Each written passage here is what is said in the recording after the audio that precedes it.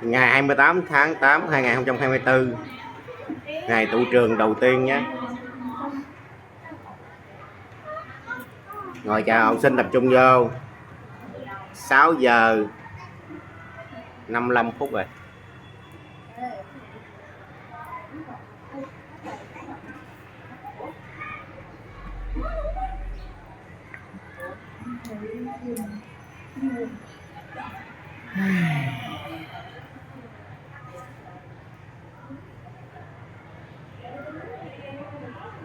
Sáng sớm mưa chút xíu, giờ hết mưa cũng đỡ.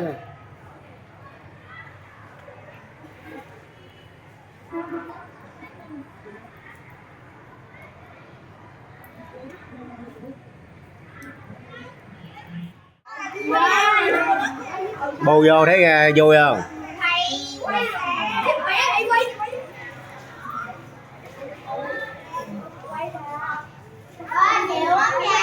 Ở trần mẹ rách cái tờ giấy đó ăn.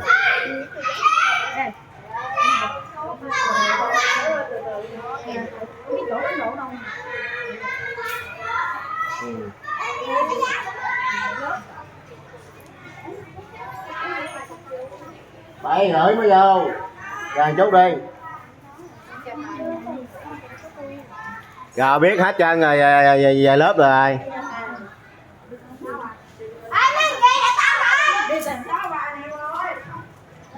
Thằng Mập cái 63 đó.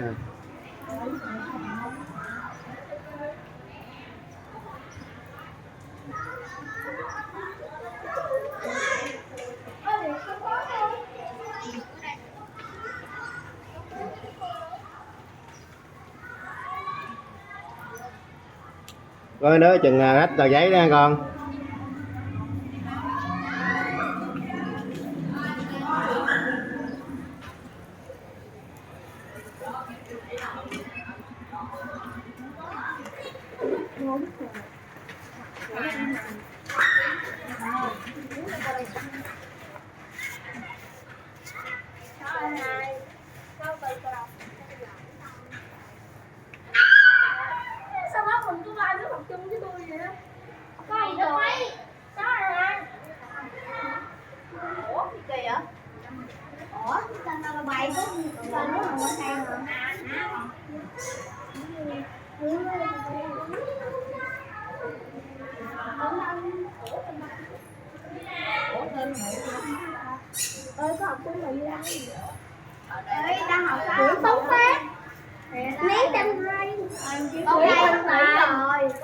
Mấy đứa con ở trần gách cái tờ giấy đó. Kéo nhẹ thôi ha. Kéo nhẹ thôi gách tờ giấy. Nè, nhỏ này nè. Rồi mấy con biết lớp chưa? Rồi vô lớp đi. Rồi đứng lên bển đây, đứng đây chi? Cho đây người khác mày coi nữa.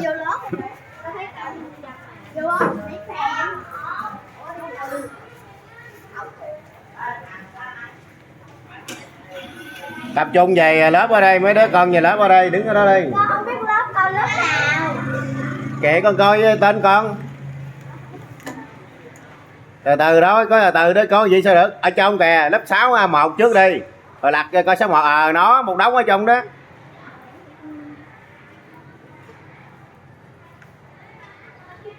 Coi đúng tên mình rồi, coi cái nơi sinh này nọ ăn. Biết chưa? Chứ chừng trùng tên, trùng họ mình đi vô là không lớp á, cái hộ khẩu thường trú mình đó biết không? Con tên Nguyễn Thị Kim Nguyên mà không không? Tên gì? Nguyễn Thị Kim Nguyên. Nguyễn Thị Kim Nguyên hả? Dạ. Hình như lớp 6A3 hay gì á. Nè.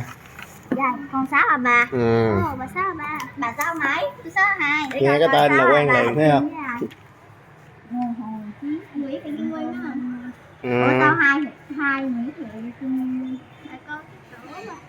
Coi nè, con coi đây nè. Có phải ngày 3 tháng 6 không? Cây gòn không? Dạ, cây gòn. Cây gòn đúng rồi đó. Còn nếu như không phải cây gòn thì cái chỗ khác. Tôi học chung với Bích Tiền. Ừ. Yeah, Bích Tiền thôi. Vui quá ăn. Cho em chủ nhiệm á thì không bán sớm sớm. Hôm qua mới tặng họ. Nhưng mà em dư tiếp mà, gì sao vô nghiệm được? Anh nào về em về làm gì dư. Tại đâu? Tài ba chút, về bên sinh rồi. Môn sinh hả? Đi Vậy là Trang Thiết môn lý. lý môn lý mà đi về môn sinh. Kỳ vậy trời, nhiên sao kỳ á? Ở bển lộn lý. Vậy là lý quá. Về đây lý quá. Về đây quá sinh. Mà không có môn lý. Không bằng môn lý. Thì chứ làm sao vậy? Môn sinh vô một đống là hợp đồng anh cho tiền thi trả. Không phải hợp đồng môn lý á. Bây giờ môn sinh đang thi, đang dư, đang thiếu. 3 người nếu mà về là thiếu hết. Nghĩ sao cọc lại gì đâu có cọc là đâu có nhiêu đâu, kinh nghiệm nhiều lắm. Chị với cậu nhưng mà môn lý lại thì cũng đi trời. Rồi mấy đứa con coi biết lớp mình rồi thì về lớp mình đi. Đứng lớp đi. Bỏ dép ở bên ngoài ha, đừng có mang dép vô trong nha. Hôm qua quét dọn nha. Đúng. 1 giờ. Vô đây chị sớm vậy? Dạ, trời quay ông này đi sớm vậy đại ca. Ừ. Nếu mình học 7 4 á là mình buổi chiều mình cứ vô. Đúng, buổi chiều mới vô, buổi sáng không có vô. Buổi chiều mình vô đúng không? Đúng. Lớp 7, lớp 8 không buổi chiều rồi con. Chiều ra mình học đúng không? Gì vậy? Chiều ra mình cứ học luôn. Chiều nay có vô nha. Giấc sáng là lớp 6, lớp 9 người ta vô thôi, mấy con vô làm gì? Chơi thôi. Vậy vô chơi được. Rồi vô đây, vô chơi đi. Chiều vô nữa đó An. Nghe chưa? 7, 8 buổi chiều đó. Chiều vô nữa đó. Cái sáng vô chơi thì vô, mà cái chiều nữa vô nữa.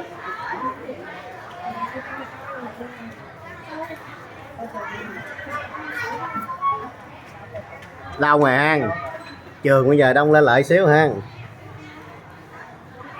Sân trường giờ cũng nhộn nhịp rồi. Sau một cơn mưa và cũng đến giờ rồi.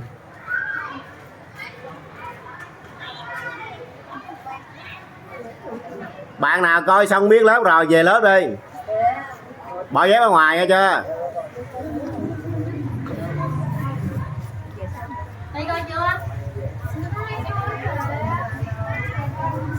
Bạn nào coi xong ra ngoài cho các bạn khác coi.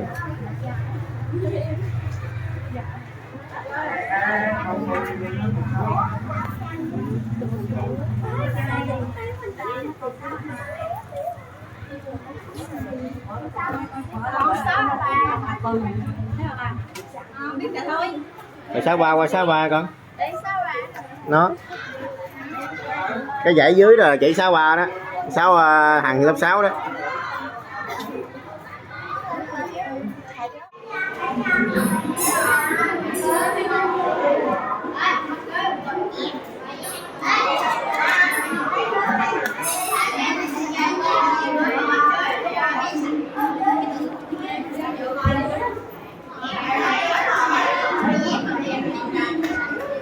Lớp mình thiếu 11 đi đấy.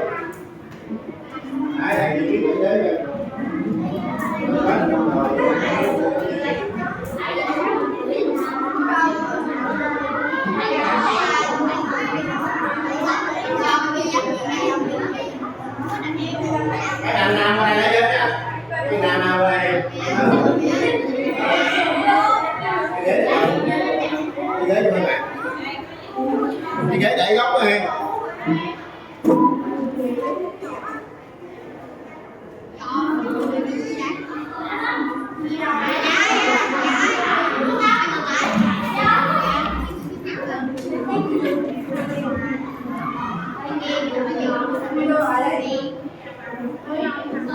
Rồi, đem giấy vô đi.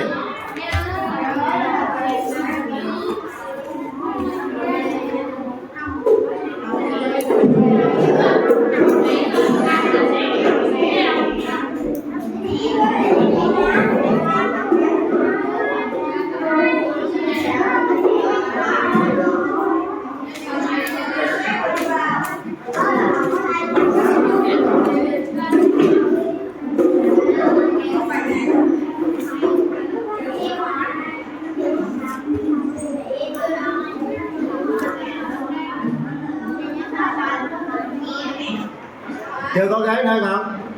Nào qua nè, mở cái cửa đó kìa. Bên đây nè, lấy cái ghế này nè.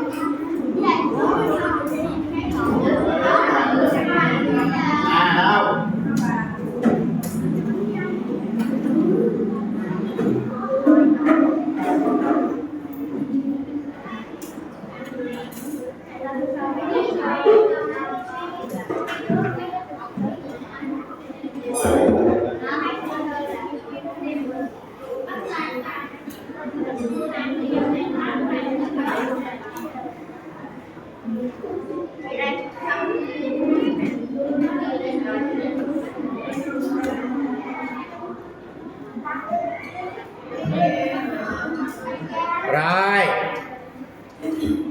điểm danh. Chúng ta sẽ kê điểm danh nè. Nấy cho ta nó có lớn lên nè. Lê Phương Trường Đại. Rồi xuống không? Có nó nghĩa là nói lớn lên chứ mà đứng lên. Lê Thành Đạt. Lê Ngọc Hải Doanh. Nguyễn Thị Mỹ Duyên. Lý Thị Kiều Duyên. Vừa vô không? Lưu Đức Hào. Nguyễn Thị Như Quỳnh. Bạn Lý Thị Duyên phải không? Quỳnh phải không? Trần Hoàng Khang.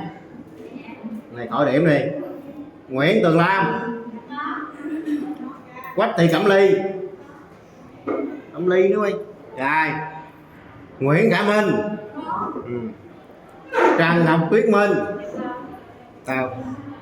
Tuyết Minh là nào? Rồi. Quỳnh Thanh Mừng. Nguyễn Văn Mừng. Bạn mới vô tên gì hả? Lý Thị Kiều Duyên vậy đó hả? Nguyễn Ngọc Thảo Huy. Đỗ Thị Kim Ngân. Nguyễn Hữu Nghĩa. Nguyễn Hữu Nghĩa.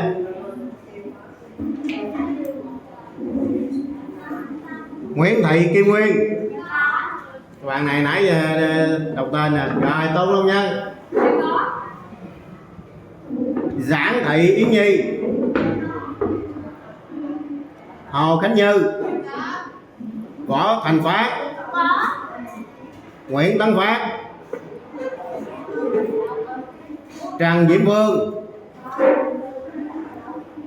Quỳnh Thị Kim Nguyên. Quỳnh Thị Kim Nguyên rồi vậy, đây Nguyễn Thị Kim Nguyên rồi hả? Ở nãy kia Nguyễn Thị Kim Nguyên của bạn này đứng lên nha. Tên gì vậy? Trời ơi, gì nãy Nguyễn Thị Kim Nguyên là ai? Sao bạn nó đứng lên 2 lần đi.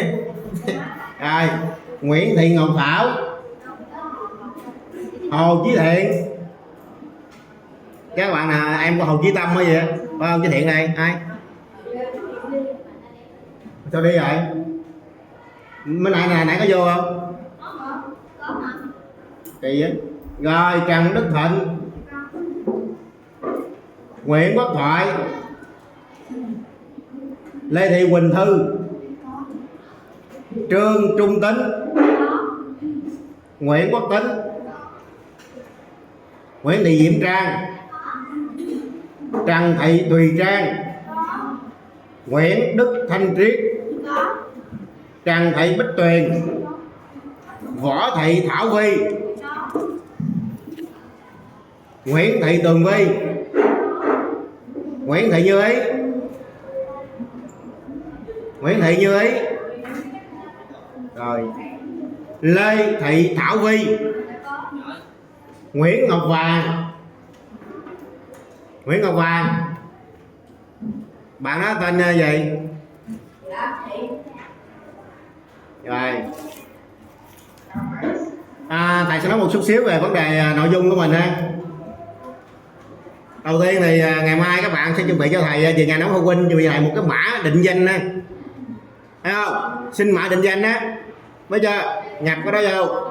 Bây giờ chúng ta học bạ có, khai sinh chúng ta có hết trơn rồi, nhưng mà chúng ta xin mã định danh nó xin chính xác hơn. Ở trong mã định danh sẽ có đầy đủ họ tên, cha mẹ, rồi quê quán này ở đâu, rồi sinh ở đâu, đầy đủ vô đó, nó sẽ chính xác hơn, được chưa? Ngày mai nếu không được thì ngày mốt nha, chúng ta tranh thủ phải có mã định danh để thầy nhập cái học bạ mình vô. Học bạ của lớp 6 mình là học bạ mới rồi, cho nên là nó sẽ đúng hết đây. Nếu mình sai là ảnh hưởng đến lớp 9 luôn á, nên giáo viên nhiều lớp 6 là nó cực cái khúc đó, chỗ mà nhập học bạ đó. Còn các thầy cô 7, 8, 9 thì lấy học bạ của mình sử dụng tiếp tục, cho nên là của mình rất là quan trọng nha các bạn. Rồi thứ hai mà điều cũng nhất luôn là chúng ta vô đây chúng ta không được mặc quần cục á. Các bạn nãy bạn Thiện mới vô nè đó, nên nhớ mặc quần áo đồng phục có là mặc, còn có thì chúng ta mặc áo thun hoặc là áo trắng, mình học lớp 5 cũng được, nhưng mà mặc quần dài, nghe rõ không? Ta mặc quần dài á, chúng ta không được mặc quần cục, đó nào, chúng ta lớn ra mặc quần cục được. Rồi nhớ chưa, không có đem chứ viết trên thông báo cho nè. Rồi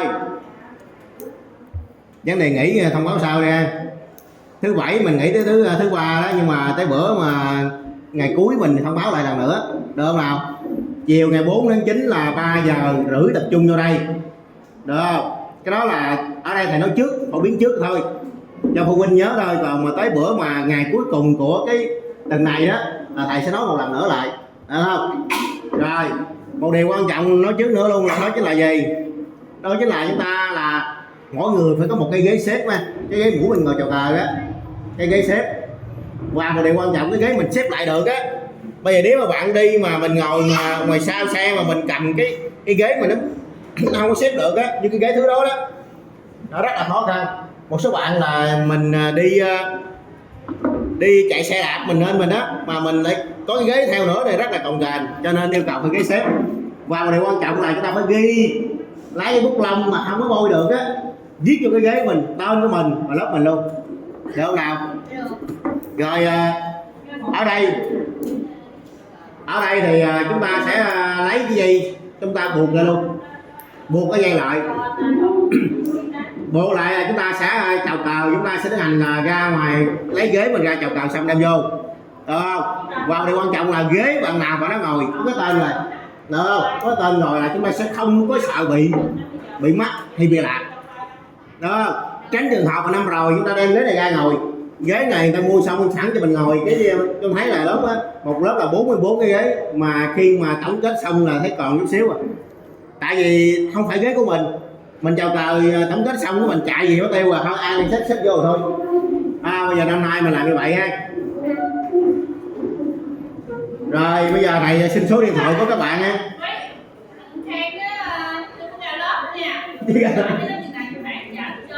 Hả? Thì là khai giảng nè. Chạy đi. Cái bạn Khang đó là cô dân thư trong trường cho nên không sao.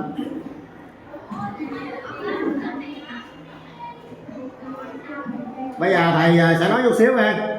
Thứ nhất là chúng ta không được mang dép vào lớp. Chúng ta để dép ở ngoài kệ đó. Để ngoài kệ là để 1-2 ngày thôi.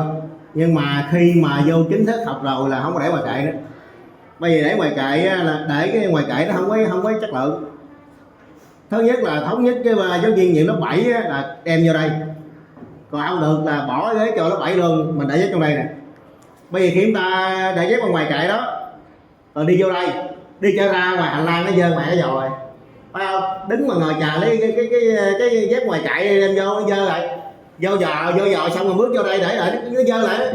Thành ra là các bạn sẽ rơi vào tình trạng của những năm rồi, đó chính là chúng ta đi vào không. Lớp mình là tuyệt đối không được đi vào không ra khỏi lớp các bạn, được không? Ra ngoài miếng đó mình phải mang dép vô ha, lớp phải sạch sẽ, được chưa? Còn nếu mình mà để dơ quá không được. Rồi các bạn sẽ cho thầy xin số điện thoại của cha hoặc mẹ ha. Đương nhiên số điện thoại này là số điện thoại mà nó sẽ chính xác, không thay đổi nha. Nói chung là cái số làm ăn á, đâu nào có gì gọi điện thoại nó sẽ chính xác hơn, được chưa? Có bạn nào nhớ số không? Nhớ số điện thoại lại mà đó, vậy là nhớ gần hết rồi. Có bạn nào lớp mình không có số điện thoại không? Rồi bây giờ thầy sẽ vứt một tờ giấy ra ha, truyền xuống ha, truyền xuống ghi đi các bạn, chứ đọc từng bạn nhiều khi mất thời gian ha. Rồi bắt tay tờ giấy rồi, thầy xé tờ giấy luôn đi, ổn quá. Rồi con ghi trước đây nè, thẳng xuống luôn ha. Rồi ghi số điện thoại vô, ghi viết đâu nè, đưa viết luôn, truyền cái viết xuống luôn, ông đem tập vợ vũ khí trên, ghi tên mình vô, ghi tên mình rồi ghi số điện thoại cha hoặc mẹ, phá không đó luôn. Rồi ghi tên rồi ghi số điện thoại rồi ghi mã hoặc tên là cha hoặc là mẹ, tên của mình vô á, tên mình trước đi, Rồi ghi số điện thoại với tên cũng được. Lưu ý một điều chúng ta là ngày mai chúng ta phải có mã định danh cho thầy á các bạn. Mà nào không có là xin bên công an á, được không? Nhập cái đó vô cho nó dễ ha.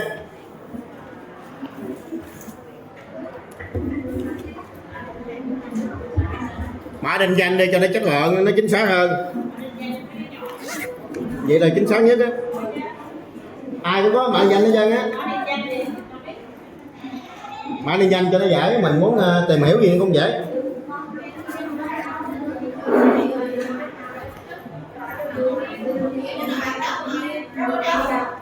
Bỏ giấy ở ngoài coi.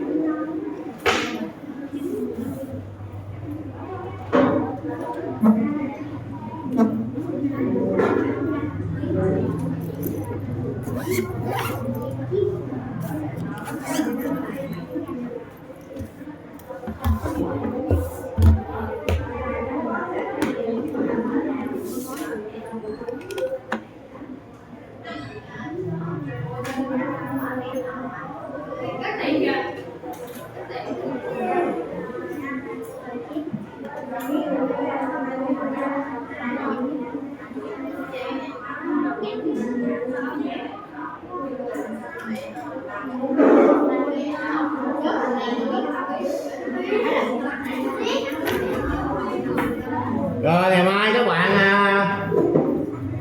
sẽ là thầy một nhiệm vụ thứ nhất, đó là chúng ta sẽ đem mã định danh đâu. Thứ hai là chúng ta đem theo dẻ lau ha, lau để mà mình lau cái này nè. Bữa thứ hai làm rồi, bữa thứ hai mình nên thầy làm rồi, thịt bóc qua chân thấy không? Nhưng mà bữa đó mình đem lại đây rồi mình sẽ lau lại lần nữa cái kính nha. Ở đây thấy sạch sẽ đấy ghê không? Nó mình thấy không? Rồi như vậy rồi cái bữa thứ hai ở bữa ngày mai á, ngày mai đem vô lần nữa đi.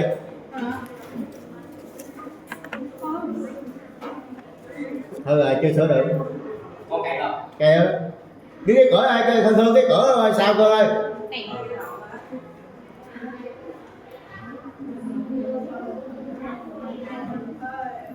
Rồi thầy nói tiếp tục về cái thời gian nha. Thời gian học chúng ta thì 6 giờ 45 chúng ta sẽ tập trung vô trong lớp. Được không? Có nghĩa là đánh trống cái tuần 6 giờ 45 là người ta phải vô lớp ngồi. Được không? Không có tình trạng chạy ra ngoài. Được chưa? Không có lý do chạy ra ngoài. Chạy nào đi tiểu thôi, mà đi một lần thôi, nhưng mà ngày nào bạn nào cũng đi tiểu chơi không được. Rồi đánh cái chạy đánh cái tuần mình mới đi tiểu đâu có thật đâu, phải không nào? Và đương nhiên là chúng ta sẽ tiến hành là quét lớp. Quét lớp là quét trước 6 giờ 30 nha. Còn nếu như lớp mình học hay hơn nữa, lớp mình học mà tiến bộ hơn nữa là quét lớp phải trước 6 giờ 20. Nếu như đó, nhưng mà học sinh nào mà khá giỏi á, lớp mình mà thuộc thì nếu như học mà mức độ khá giỏi á, quét lớp càng sớm càng tốt. Tại sao? Mình quét lớp gì mình vô lớp mình ngồi sớm hơn. Vô lớp ngồi sớm hơn thì chúng ta sẽ có thời gian chúng ta học bài vào bài tốt hơn. Được không nào? Và đương nhiên là khi mà thầy học là thầy sẽ không có chú ý vô vấn đề mà phong trào trò chơi nhiều ha, mà chúng ta sẽ đánh sâu vô vấn đề là chất lượng ha. Được không nào? Nghĩa là cuối năm chúng ta phải từ khá giỏi nhiều hơn. Được không nào? Chứ mình mà vô đây mình cứ lôi chơi giỡn chạy vòng vòng là không được. Cho nên thứ nhất 6 giờ 45 là bạn tập trung vô lớp. Thứ hai, vệ sinh là phải trước 6 giờ 30. Và đương nhiên là tới ngày mai thầy sẽ chia tổ ra. Một tổ gọi là một nhóm đó quét một ngày thôi. Và nhóm một nhóm quét một ngày. Thì ví dụ như một tuần lễ quét một ngày một thôi, thì đương nhiên không có thể nào mà lý do là mình không tranh thủ được thời gian, phải không nào? Nếu như một tổ với một tuần á thì mình luôn, đúng không? Nhưng mà dụ giờ mình nhóm 1 đi với bữa thứ hai thì chỉ bữa thứ hai thức sớm thôi, phải không? Bữa thứ hai đâu cần thức sớm đâu. phải không nào? Cho nên ta rút kinh nghiệm ăn rồi quét là phải sạch. Thì ngày mai chúng ta sẽ bầu ban sự lớp tạm thời. Các bạn nên nhớ, các bạn nghe thầy nói nè, đối với thầy ở mức độ tạm thời thôi, có nghĩa là không bạn nào bắt buộc phải làm đến hết năm. Bởi vì nếu như bây giờ ban sự lớp được bầu lên mà ban sự lớp đó vi phạm nhiều quá thì ban sự lớp đó xuống, báo nào bầu người khác lên lại, được chưa? Còn người đó mà cái người mà lên là lớp trưởng hay ban sự lớp đó mới đó mà không được, mà bạn cũ mà làm được thì cho bạn đó lên lại, hiểu không? Chứ không phải là lên làm mà làm luôn, cũng không phải là các bạn này lên làm rồi cái vi phạm gì đó xuống là xuống luôn, không phải gì ha. Lên hay xuống là tùy theo tinh thần, trách nhiệm và khả năng học tập, thái độ của mình, được chưa? Hiểu không? Chứ không phải là bạn này lên cái lên luôn, nó trưởng luôn, nó vi phạm cỡ nào cũng không bao giờ xuống được, không phải. Điều thứ hai, bầu hồi chúng ta sẽ điều tra tìm hiểu này, điều rất là quan trọng nha các bạn. Điều này phụ huynh rất là chú ý tới, thầy sẽ tập trung vào này ha. Nó điều tra các bạn nào học sinh khá giỏi, bạn nào học sinh khá giỏi điều tra lên, thầy sẽ tiến hành là phân chia cái nhóm học. Đương nhiên đầu tiên chúng ta sẽ phân chia theo kiểu là cặp đôi, là học cùng tiến bộ đó, có nghĩa là hai bạn, một bạn khá và bạn giỏi kết hợp với nhau với một bạn yếu và kém, được không nào, để nâng đỡ ra lên, được chưa? Để cuối năm lớp mình là không có bạn nào bị dở ha. Và một điều quan trọng là thầy nói luôn nè, đối với thầy làm chủ nhiệm thì ban cái sự lớp không quét lớp, ai làm ban sự lớp là không quét lớp nha. Bởi vì mình quan sự lớp, mình quản lý mấy bạn đó là đâu cần quét lớp đâu. Nhưng nếu như ban sự lớp vi phạm, quét lớp gấp đôi. Tại vì dụ như thầy làm lớp trưởng đi, mà dụ thầy vi phạm mà nên loa thì phải gấp đôi rồi. Còn bình thường ban sự lớp là không có không cần quét lớp. Tại sao không cần quét lớp vậy? Nếu bây giờ mình bầu các bạn đó lên làm ban sự lớp mà tất cả mọi vấn đề trong lớp bạn đó đều làm hết trơn, vậy thì các bạn đâu có gì đâu, phải không nào? Như vậy thì để tránh trường hợp đó, phải có một số đặc quyền cho các bạn, có nghĩa là các bạn làm ban sự lớp các bạn sẽ được cái gì? Điều đầu tiên là được không quét lớp. Ban sự lớp là không quét lớp. Tổ trưởng là chỉ làm một số nhiệm vụ rất đơn giản như la quản hoặc là hướng dẫn các bạn thôi, được chưa? Và điều quan trọng, bạn nào học giỏi nhất không làm lớp trưởng, bạn nào học giỏi nhất là làm lớp phó học tập. Còn bạn nào nghiêm túc đàng hoàng nhất là lớp trưởng. Đó bản thân thầy là thầy phân công như vậy, chứ không phải là bạn nào học sinh giỏi nhất là làm lớp trưởng, bạn nào giỏi nhất là phó học tập. Bởi vì chúng ta nhắm vào kết quả cuối năm là chúng ta phải học giỏi, mà học giỏi là phó học tập đó phải là quan trọng.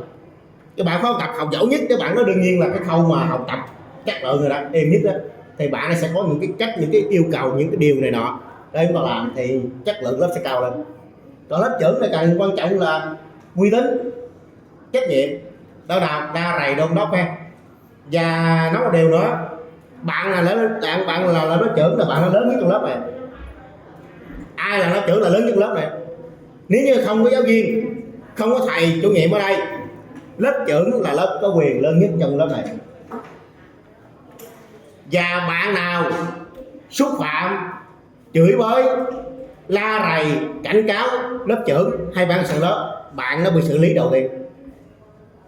Khi mà tôi xử lý, dù có hai trường hợp, dụ như là đánh nhau đây, lớp trưởng với lớp kia, các bạn kia đánh nhau là xử lý các bạn kia trước. Đương nhiên đầu tiên sẽ bên lớp trưởng trước, bên ban sự lớp trước. Vậy nhưng bạn bầu lên là phải uy tín rồi thì xử lý bằng sau. Nhưng mà nếu như khi mà điều tra hoàn toàn kỹ lưỡng ra ban cái sự lớp là người có lỗi đầu tiên thì bạn ban sự lớp đó bị gấp đôi các bạn kia, phải không nào? Bởi vì mình đầu tiên mình bầu lên là người đó phải uy tín. Dạ. Mấy em ở bên trường tiểu học bên đó,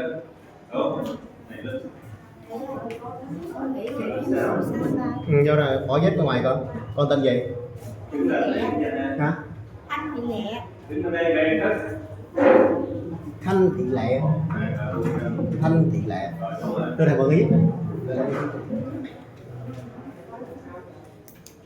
Rồi cảm ơn thầy. Ngồi đúng rồi. Rồi dạ. Ngồi ghế nó cũng được đó. Ngồi dưới đó, ngồi tạm thời nữa coi. Ngồi tạm thời đâu rồi chứ, có ghế ngồi chống ngồi đi, nơi mình sắp lại. Thiếu ghế rồi.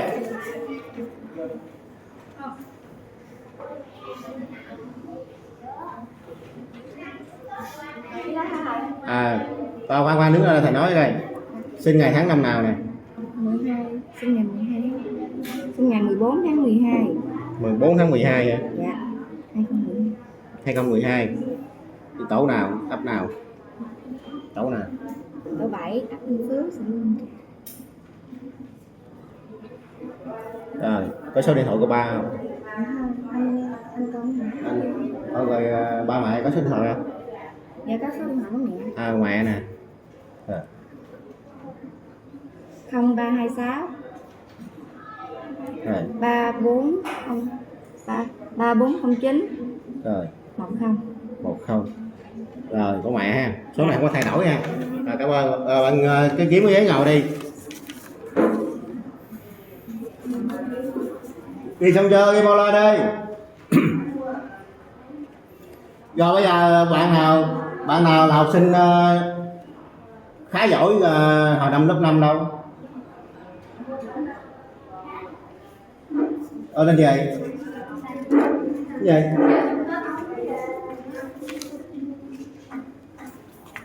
Được hạng mấy? 3 hả? Rồi. Cảm ơn. Bạn đó cái gì? Nó lớn rồi. Tên gì? Nguyễn Tường Nam phải không? Bạn cái gì? Cái gì? Thịnh. Rồi hạng mấy coi. Rồi cảm ơn. Trần Đức Thịnh đúng không? Còn bạn nào nữa không? Hồ Khánh Như phải không? Hạng mấy? Rồi cảm ơn. Bạn nào nữa? Rồi có bạn nào học sinh khá không? Không được lãnh cử một học sinh khá hạng 7, hạng 8, hạng 9, 10 gì đó đó. Hạng mấy rồi?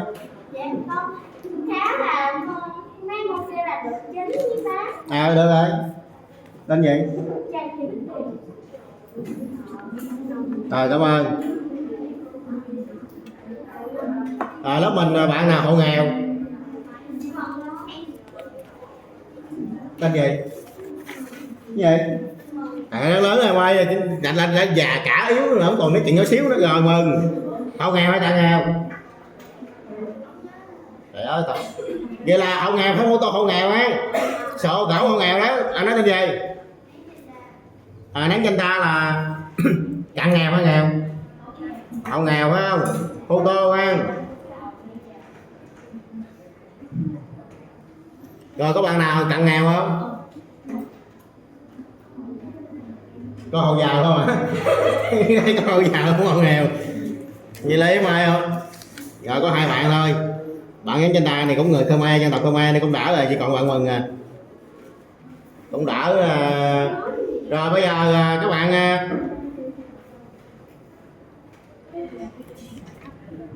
khá giỏi là mình nó xịt như vậy.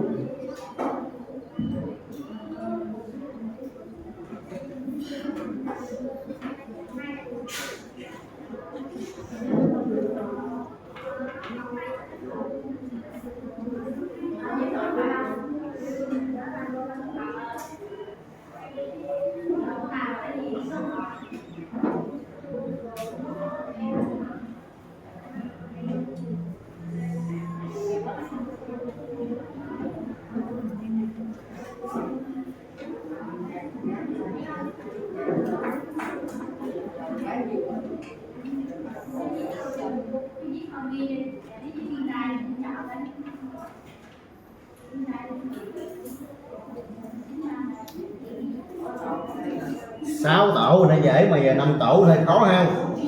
Chia 5 tổ cho được 5 ngày luôn. 2 3 4 5 6. Mình học từ thứ 2 đến thứ 6 các bạn, thứ 7 nghỉ, chủ nhật nghỉ ha. Thứ 7 nhật nghỉ, mình chỉ học thứ 2 đến thứ 6 thôi.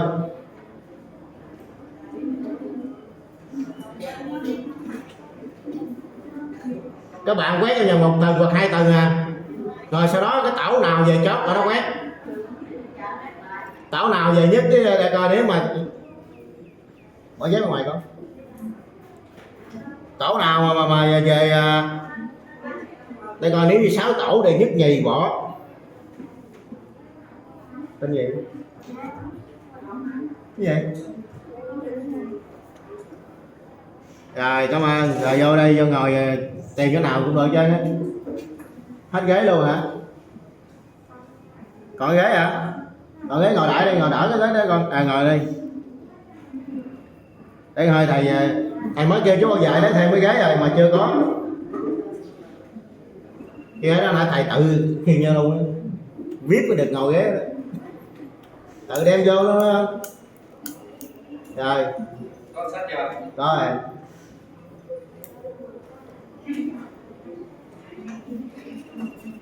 Vì là lớp mình hiện giờ đó là 44 bạn ha.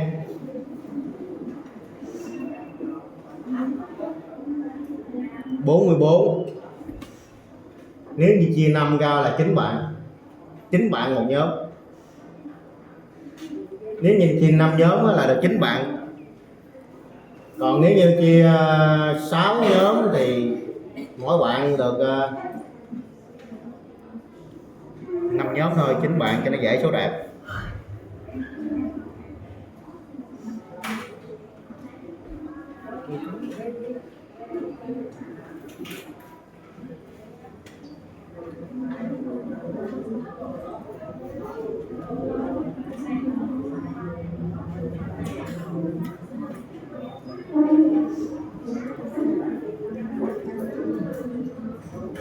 Rồi bạn ghi cái Zalo của thầy, số điện thoại của thầy đi liên lạc ha các bạn. Ở đâu có cục phấn này nữa, không có dứt thầy lao rồi đi trường cục phấn lại sao ai lấy cái hộp mất tiêu rồi. Có ai qua đây lấy cái hộp mất tiêu.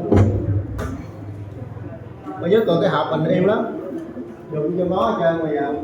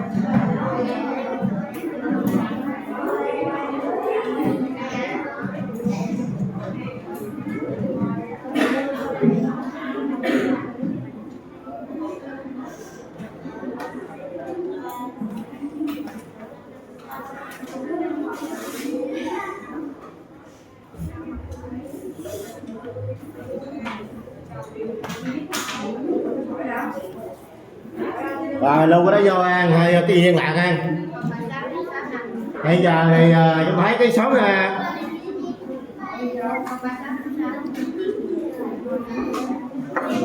vô sớm vậy đó. Trễ không phải là không vô à. Rồi kiếm ghế ngồi đi, bên lớp bên kia nó ghế đi ông ơi, ông hết ghế rồi. Các bạn nghe nói nè, hiện giờ có một số cái tài khoản lạ, số điện thoại lạ gọi điện thoại á, cho nên là hạn chế nghe máy nha. Nếu như số nào mà gọi điện thoại mà thầy mà không bắt máy á, là thầy lớp nào dư ghế á, thầy các bạn gọi mà thầy không nghe máy á, là thầy sẽ bấm số điện thoại để vô Zalo. Nếu như phụ huynh có xuất hiện cái tên Zalo thì mới nghe máy nha, còn máy thầy không gọi lại đâu, tại vì hiện giờ một số cái trường hợp có nháy máy. Rồi bây giờ thầy đọc tên lại nha. Lý Thị Kiều Duyên ca lớp rồi phải không? Đâu rồi? Kiều Duyên cảm ơn. Như Quỳnh. Rồi. Hữu Nghĩa. Hữu Nghĩa. Rồi. Nguyễn Tấn Phát. Nguyễn Tấn Phát. Chưa ra lớp. Nguyễn Quốc Thoại. Bển lại ngồi con, ngồi ở đây luôn nè. Quốc Thoại.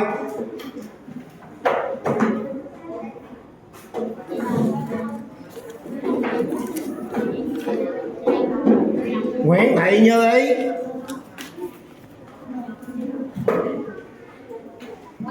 Nguyễn Ngọc Vàng. Chưa ra lớp luôn.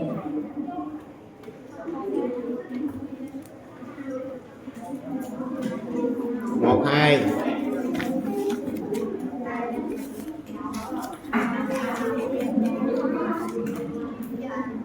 ba bốn.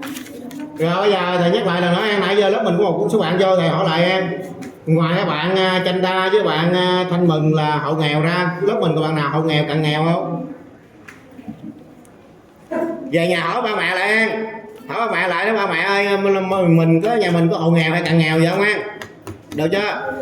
Bây giờ nếu như mình mà không hộ nghèo cận nghèo đó, mình đóng tiền học phí nè, bảo hiểm y tế nè, bảo hiểm tai nạn đó, có 3 khoản thu mà hiện giờ vẫn chưa công bố lên, chắc ngày mai mới công bố lên được, nhà trường mới thông báo lên. Đó là bảo hiểm y tế, bảo hiểm tai nạn và học phí nha. Trong đó bảo hiểm y tế là phải đóng 100%. Có nghĩa là lớp mình 44 bạn là phải đóng hết trơn, đủ 44 người. Được chưa? Không có vụ mà mình không có đóng được, bắt buộc phải đóng. Mấy đứa không đóng mà thầy cô mệt, không ai mệt chứ. Đặc biệt thầy cô chủ nhiệm mệt thôi.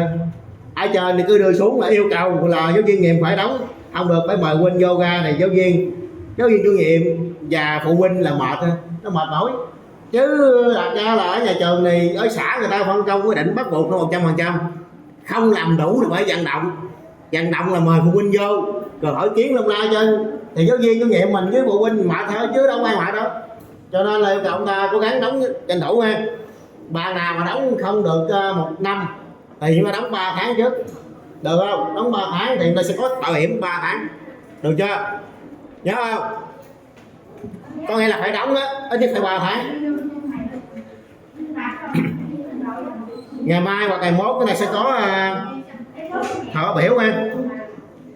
Và nhắc luôn là thợ báo biểu chúng ta ở đây có phụ huynh nói làm báo luôn nghe nè. Cái điều này quan trọng nè, mấy năm rồi tôi chủ nhiệm lớp 6 đã bị phụ huynh tự vô này hoài mà cho phụ huynh không hiểu nè. Thôi về nhà nói với phụ huynh nghe luôn, cái vụ này bị cận lắm. Giáo viên chủ nhiệm là người dạy buổi học, nó khác với cái giáo viên của cấp 1. Thấy cái nào biết không? Nghĩa là mỗi môn học đều có một thầy cô khác nhau, được chưa? Và đương nhiên điều quan trọng nè, môn thể dục có thầy dạy thể dục khác nhau, và cái lịch học thể dục là do thầy thể dục quy định. Chúng ta hiểu không?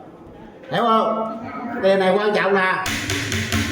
Nhiều khi ví dụ hôm nay quy định bữa nay thứ hai lớp 6 3 học thể dục 2 giờ rưỡi giờ học, nhưng mà bây giờ ông thầy ông bị bệnh đi hay là ông bận công chuyện đi, ông thông báo trễ, ông thông báo cho thầy trễ thì thầy sẽ thông báo cho lớp trễ, thì cái đó phải chịu. Cái đó là thầy thông báo dùm cho thầy thể dục, hiểu không? Nhớ chưa? Chứ không phải là thầy kêu bạn vô học.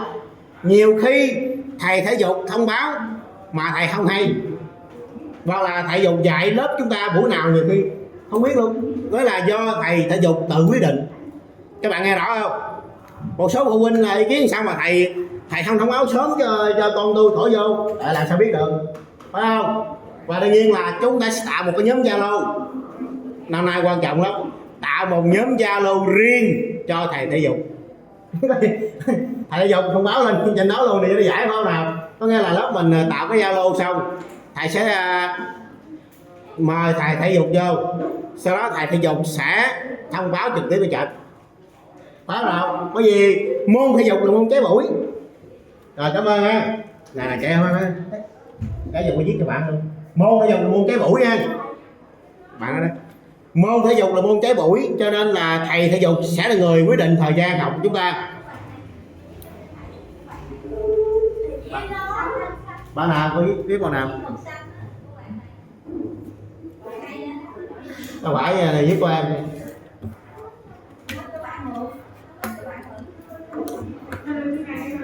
Đó, viết của thầy đâu? Nếu chị viết của thầy đâu?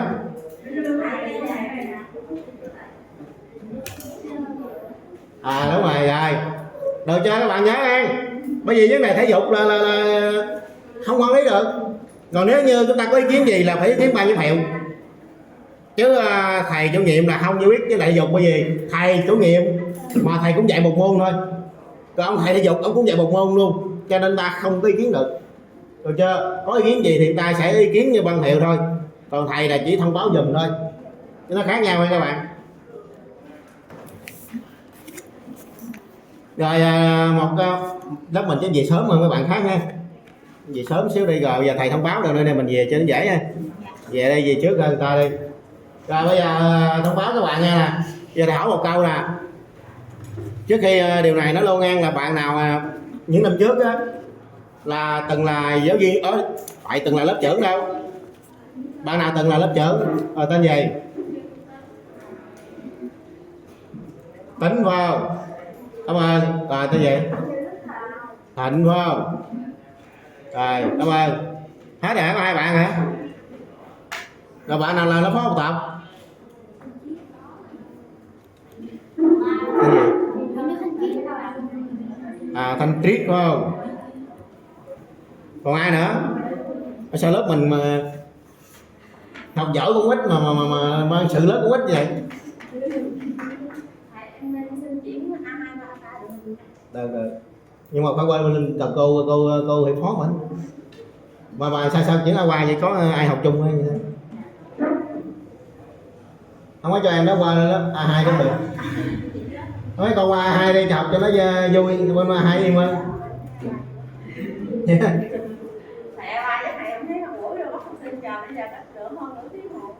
A3 hả? A2 tại vì viên kinh nghiệm chưa có kinh nghiệm. Rồi không ai cho qua bên cô hiệu phó bạn đó. Mà muốn cho nó qua A2 cũng được. Muốn qua máy nói với nó cô chuyển qua máy hiện giờ vẫn còn 6 đồng lại. Bạn nào muốn qua A2, A3, A4 gì đó cũng được nha. Bởi vì thầy dạy tới qua lớp là 62, 63, 64 cho nên muốn qua lớp nào gặp thầy chứ. Chỉ qua 61 không gặp rồi. Cái này. Hả? Sao? Đâu có được, phải dạy đâu, dạy hết khối được, dạy 3 lớp mà còn một lớp cho này, có nghĩa là một khối là phải có 2 người dạy, hiểu không? Nó có 2 người dạy chứ không 1 người dạy được. Mà thầy dạy lớp 6 là từ lúc mà đó giờ là 4 năm rồi đó. Năm nay 4 năm, có nghĩa là khi mà có bắt đầu dạy chương trình mới là dạy lớp 6 tới giờ luôn rồi. Dạy lớp 6, lớp 8. Năm nay lớp 9 mà lớp 9 là năm đầu tiên không có dạy. Đi cho đầy đủ chơi người ta dạy lớp 9 nó dễ. Có một bạn ngồi dưới đây hả? Hết rồi hả?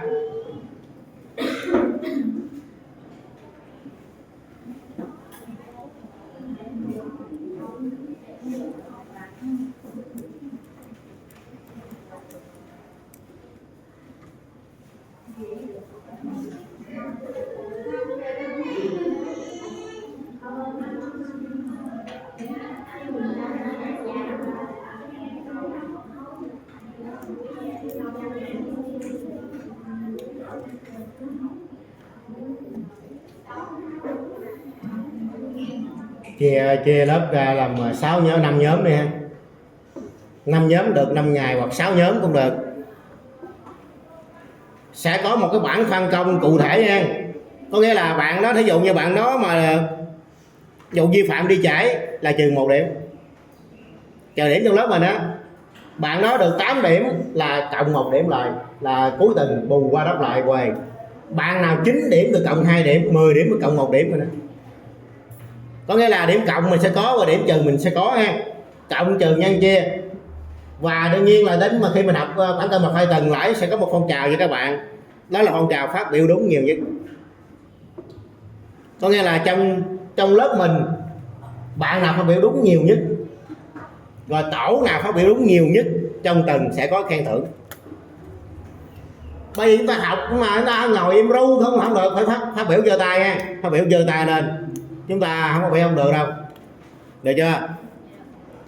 Và cuối năm luôn là lớp mình không có hiện tượng học chung trung bình đấy các bạn, cố gắng làm sao làm ăn mà năm nay là phải mấy đứa học thầy chủ nhiệm là mấy đứa khổ lắm. Gặp thầy là cho nên là mấy đứa là biết khôn mà chuyển qua lớp khác. Bởi vì tôi nói thiệt trong trường này là tôi là xử lý thẳng tay à. Thứ nhất, tuyệt đối không có trường hợp đánh nhau, đánh lộn không được em. Thứ hai, cái vụ mà gậy gọc yêu đương mà cấp đâu là không được em. Vô đại học cũng có vụ cấp đâu, vụ như thế này, vụ như thế này với kia, vụ tên này, vụ như thứ A B, viết trái tim để này chổng rồi chụp hình chân lại mày thích cái đó tôi không chấp nhận em. Vô đại học có vụ đó, phải không?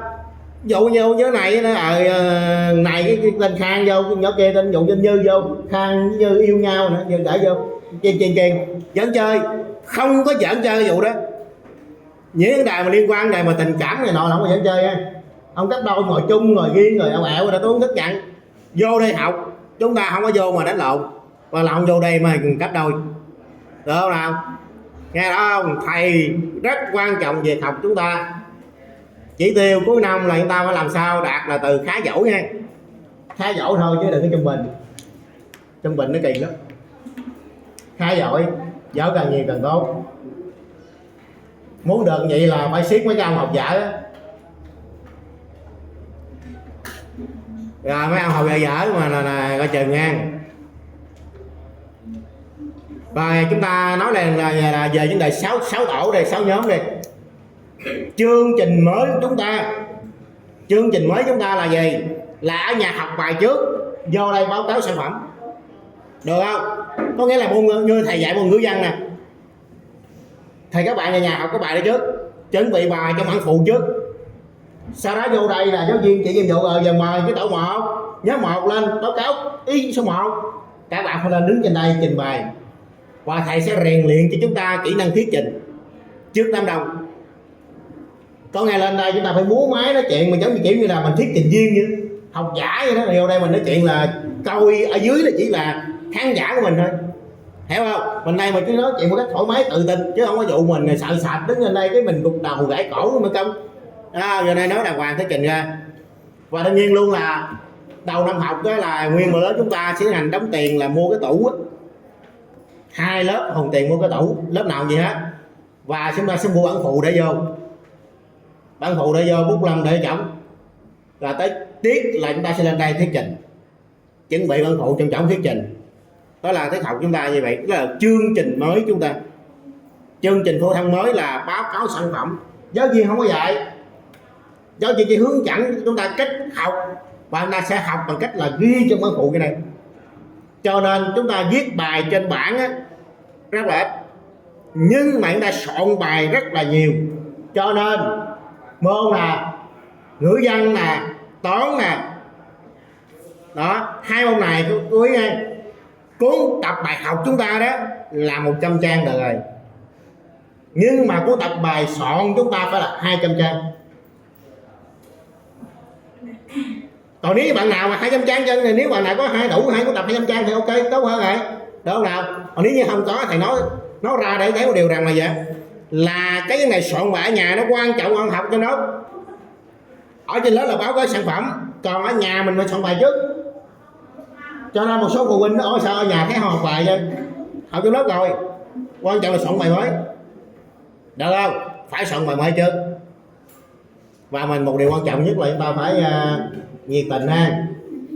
Đó giờ tôi chủ nhiệm đó giờ là bao giờ cũng có một điều quan trọng nhất là lớp là nhiệt tình nhất, siêng năng nhất, và một điều quan trọng là vệ sinh sạch nhất. Cho nên là mấy cái đó là cái quan trọng là chúng ta phải nắm nha các bạn.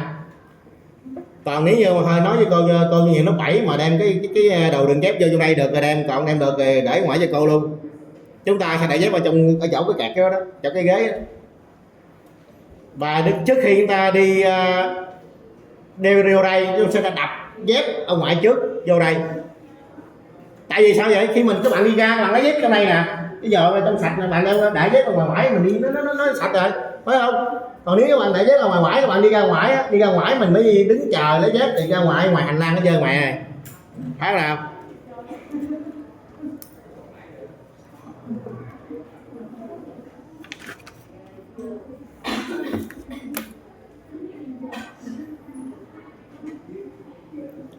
Rồi thầy nhắc lại 2 ý em là gì hả? Thứ nhất, ngày mai các bạn chuẩn bị cho thầy là mã định danh, được không nào? Mã định danh, được chưa? Còn nếu như nó không biết mã định danh, thầy về nhà mình cái thông báo với thầy, ba ơi mẹ ơi thầy kêu là mã định danh, thầy đem vô với con rồi được rồi. Đó là chúng ta chỉ có nhiệm vụ thông báo cho nhân viên, cho phụ huynh thôi, mã định danh. Thứ hai là chúng ta sẽ đem theo cái khăn để lau ha, sạch hết trơn rồi, nói chung là thấy sạch bóc hết trơn thấy không? Sạch hết rồi nhưng mà đem theo đi chơi có con chào chứ ta nhiều khi cô thầy bên kia qua kiểm tra thì mình cũng có tờ giấy mình đang rồi mình sẽ lau sau, được chưa? Còn bằng cái đó có đủ rồi. Rồi thêm ý nữa nè, đó là từ đây tới bữa thứ 6, bữa này thứ tư đúng không nào? Từ 5 6 đến bữa thứ 6 các bạn phải chuẩn bị cho thầy một cái ghế nha, cái ghế mũ xếp cho lại được, được chưa? Và ở nhà các bạn ghi luôn cho thầy tên chúng ta, lớp chúng ta, được chưa? Nhưng mà mua xong rồi để đây nè, rồi sẽ có gì khóa lại, được chưa? Thấy không? Nó nói điều này luôn nha. Cái cạnh ghế các bạn, cái mặt mình ngồi là không có tính nha. Cái mặt mình ngồi đừng ghi tên trên đây nha, các bạn ghi tên trên đây rồi mình ngồi trên đây nó kỳ lắm. Ví dụ cái tên mình ghi xong rồi mình ngồi lên nó kỳ, mình ghi cái méo ghế á, được không? Cái cạnh ghế á, ghi tên mình vô. Còn mình sợ mà cái tên mình mà nó trùng tên bạn khác thì ghi cái họ gì cái tên. Đâu nào chẳng hạn như ở đây bạn dùng bằng kim ngăn đi thì ghi chữ kim ngăn. Còn nếu như không được thì ca ngăn 63. Còn bạn nào muốn kỹ hơn nữa thì đặt ở trong cái lồng ghế ở trong ghi chữ 63 luôn. Dù nó lấy lộn là đây lặt lại nhìn giùm tôi ở trong đây chẳng còn cái số 63 mà chỉ chữ ngang 63 với cái mình nói vụ vậy thì đâu có thay đổi được, được chưa? Rồi vậy là chúng ta ngày mai các bạn đi học là mặc áo, có thể bạn nào chưa mua được đồng phục á, mua đồng phục cứ mua cái bên cái chỗ này coi là biết, nãy này thầy chỉ nhớ không? Rồi phòng y tế đó. Còn bạn nào chưa có tiền mua được cái áo thể dục, áo đồng phục á, thì các bạn mặc áo trắng vô bình thường thôi, hoặc mặc áo thun, được không? Áo thể dục thì nói đó, áo thể dục có cái cấp 1 mình cũng được đó. Nhưng mà quan trọng một điều mặc quần dài ha, được không? Mặc quần dài, mặc quần cục kỳ lắm em, nếu mà bạn mặc quần cục đó. Rồi được chưa? Rồi vậy ngày mai 6 4 5 là chung vô trường nữa các bạn. Rồi ra về đây.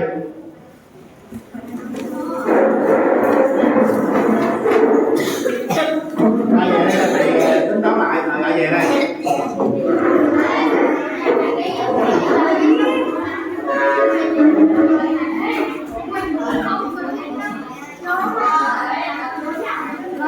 Thầy ơi, em không có nhớ số ngày mai em vô em ghi.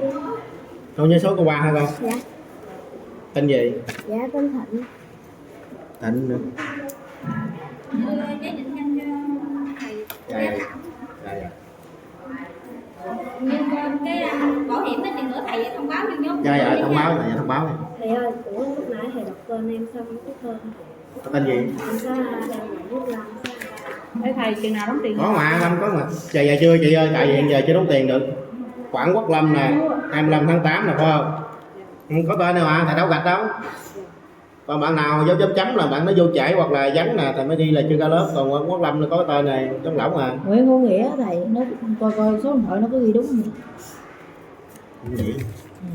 Sợ nó ra nó không tại nó không nhớ số. Khi nào có hợp gì thầy không báo nó là nó kêu Cho nên thông báo lên Zalo tính thôi chị.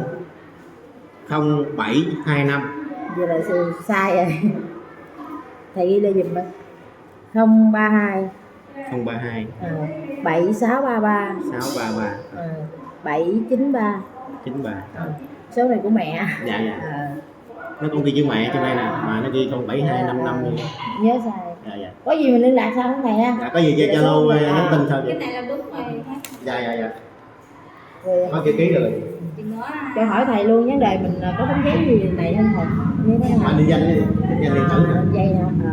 Tại vì sau này em sẽ nhập cái thông tin nè, tất cả luôn nè, ví dụ như tên học sinh rồi ai là chủ hộ rồi nói chung đầy đủ hết trơn đây nhập vô trong cái học bạ. Mà nếu như ví dụ như ghi sai là nó vui. Không mà mình hỏi thầy cái đầu tiên mình chỉ là mình đem cái hộ khẩu với ấy này mình lên trên làm tấm giấy này đâu? Công an này ha. Xin mã định danh rồi. Hướng dẫn cho mình. Đây đủ hết trơn rồi, nó sẽ dễ hơn cho mình. Tại vì một số người là ở nhà trọ ở đâu rồi tạm trú ở đâu rồi thường trú ở đâu nhiều khi nó khác, phải làm cho nó chặt cái chỗ này. Vậy là cái số này của cái này là Zalo luôn hả thầy? Dạ Zalo. Vậy là chừng nào mà đóng tiền bảo hiểm thì hả photo cái bảo hiểm không? Dạ. Đây điều tra xem coi học sinh nào có bảo hiểm rồi mới đóng rồi, nếu là chưa có mới đóng chứ không phải đóng cái một. Vậy là có gì thầy báo rồi. Gì thầy lên danh sách cái thầy gửi qua nhóm. Dạ. Tại mấy em đi làm. Dạ không sao đâu, từ đấy có gì tích tiếp. Nhưng mà tại hiện giờ bữa nay vô mình thông báo hết chơi một hưởng mẫu đó, đương nhiên là có điều này điều kia. Rồi khi nào tới đâu mình nhắc tới đó chứ không có nói chung ra nghĩa nó cũng thờ có gì để gấp với thầy. Không có đâu, tại vì đứa học sinh mà có hiền á chứ không có thờ đâu. Bé ra lên thầy coi ấy thì mẹ học chế nó thầy có thể tách ra hai đứa lại nó học ở chậm nó chung sát lên nhà. Đầu nó quen á nó sẽ nói chuyện. Không sao đâu, không có chuyện gì đâu, tại vì xử lý sẽ phân công hơi sắp lại chỗ ngồi như là hiện giờ cho nó ngồi chứ bắt nó đứng mỗi giờ. Và khi mình sắp xong hết trơn rồi mới cho nó ngồi vô vị trí luôn. Chứ cái này mình xong rồi mình phải có nhóm thôi thầy. Đúng rồi. Nhóm rồi gửi bên Nhóm đoàn viên rồi phụ huynh viên.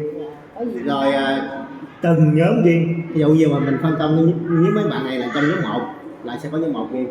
Tại vì ví dụ như lớp này nó nhắc nhở làm điều gì thì mình sẽ đôn đốc. Nhóm 1 làm xong chưa, nhóm 2 xong chưa, mình vô Zalo từng nhóm mình nhắc chứ. Rồi nó trò chuyện nhau. Ví dụ như giờ đang thảo luận làm sản phẩm, thảo luận đi. Ví dụ như có 3 câu thì tổ trưởng cho nó ơi mày làm câu 1 đi, tao làm câu 2 câu 3 nó thảo luận trong nhóm nó làm cho dễ. Câu tại về này nhà mất đâu. Mình hỏi ngày này có học luôn không? Dạ có ngày mai vô. Dạ. Năm thầy ở giờ trăm sổ sách là phải đầy đủ không thầy? Dạ. Mà họ phải điều tra ngày mai điều tra thêm sách cho pha nó đủ trường. Mình đem đầy đủ lên cho thầy sẵn lên sao? Nó có đầy đủ hết trơn. Mua nguyên bộ. Nguyên bộ cũng mua quanh. Nguyên bộ của quanh đâu phải rồi, đúng rồi. Đúng rồi, chân chạy sức bạo. Đúng rồi, dạ đúng rồi. Mua nguyên bộ luôn. Thì đúng rồi, đủ rồi. Không có thiếu được đâu, nguyên bộ không thiếu. Cô nó chuyên bán cho trường mình. Cho nên không có thiếu. Chỉ mình sợ vô sách mà mình mượn mình xin của người ta đó mình mới thiếu thôi. Mua bộ mới. Mua bộ mới phải đủ rồi. Thằng anh nó học năm rồi đó mà anh sợ đây rồi lớp 7. Anh học lớp mấy? Phước học lớp 7 năm nay lên lớp 7 nè. Phước 6 mấy vậy? 633 năm rồi, không 633. Rồi mới đổi đây tôi chưa có học được. Năm rồi thì học em dạy 61, 62 thì không biết. Nó nói giá cho thầy quý đó dạy em nó thì cho nên. Vậy là có gì dạ đúng thầy. Dạ chưa. Có gì thầy gửi giống nó dùng nha. Dạ không sao chị ơi. Dạ. Phát biểu lắm. Không phải phát biểu được. Tại vì sẽ có cái phong trào mà tự nhiên mình kèm nó vô, nếu như nó phát biểu được nó sẽ có phần thưởng thì nó sẽ hay phát biểu hơn. Còn đứa nào không phát biểu, bởi vì học mà không phát biểu là nó kiểu nó là cờ lắm, nó không hiểu gì đâu, bắt buộc phải phát biểu. Nó có thằng anh giọng họ nữa mà giờ nó đang ở bên lớp A2. Dạ. Nó tính xin ra đây thì mẹ nó cũng dạ. cho hai đứa có gian. Dạ. Đúng rồi, mình nói gì là được rồi. Thì em cũng kêu lên nói đi, có gì nhỏ này nó cắt qua rồi. có gì thầy nhắn bên đấy thì đem Dạ. Rồi vậy. Rồi vậy.